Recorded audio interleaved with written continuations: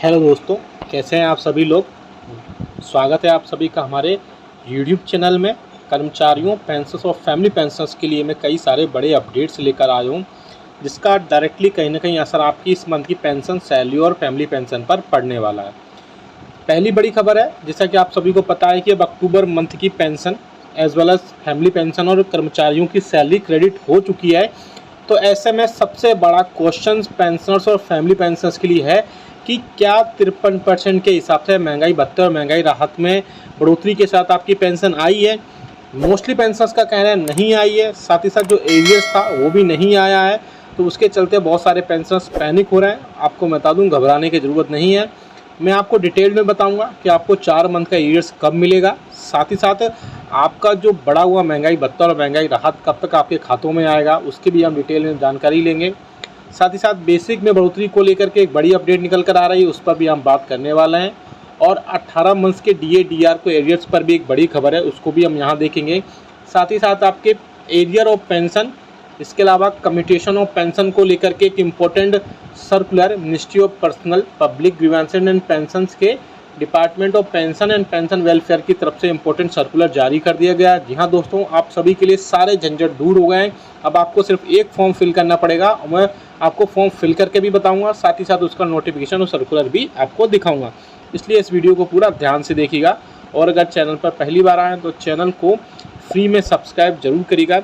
Subscribe के black button को press करके, साथ ही साथ आप हमारे वीडियोस की लेटेस्ट इन्फॉर्मेशन के लिए घंटे के निशान को, बेल आइकन को प्रेस करना बिल्कुल मत भूलिएगा। तभी आपके पास हमारी वीडियोस की लेटेस्ट इन्फॉर्मेशन आ पाएगी और आप हमारे वीडियोस को इसी तरीके से आगे भी वॉच कर पाएंगे।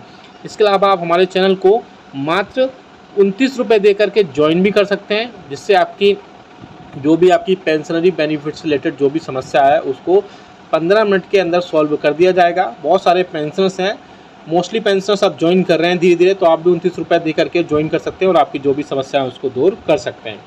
पहली बड़ी खबर की तरफ आपको लेके चलते हैं।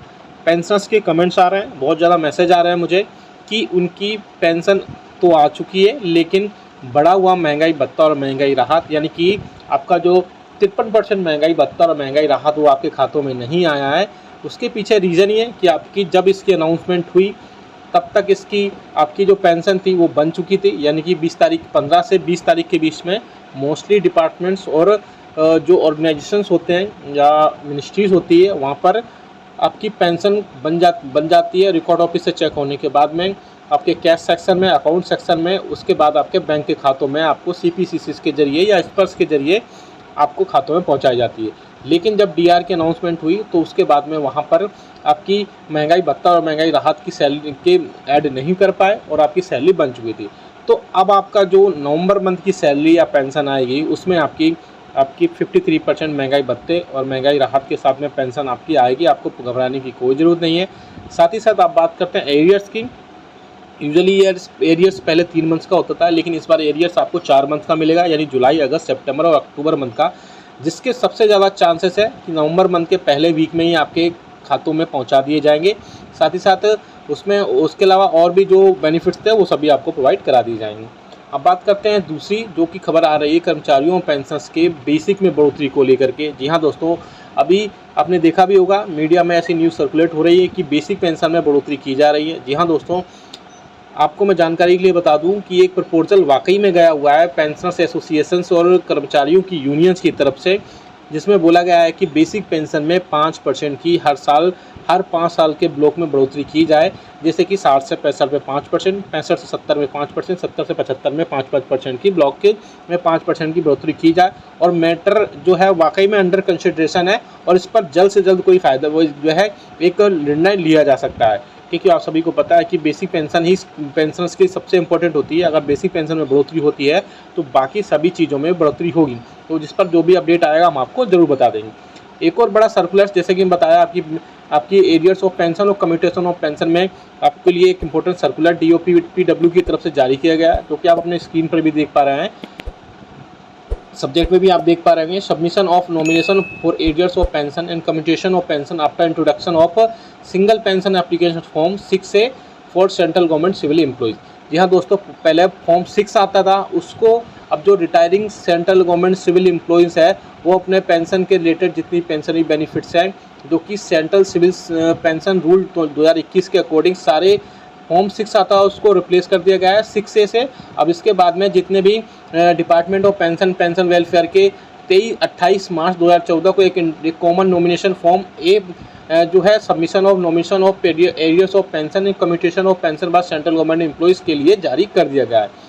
जी हाँ दोस्तों, आप अपनी स्क्रीन पर भी देख पा रहे हैं नोटिफिकेशन। इसके अलावा आपकी मिनिस्ट्री ऑफ डिपार्टमेंट को सिर्फ वही फॉर्म आपको फिल करवाना है और फिल करवाने के बाद में आपको वहाँ पर सारी चीज़ें आपको ड्यूली फिल करनी है और उसके बाद वहाँ फिल करने के बाद आपको जमा कर देना है। यानी आपको ज़्यादा से ज़्यादा फॉर्म आप फिल नहीं करने, मात्र एक फॉर्म से ही आप डाउनलोड कर पाएंगे।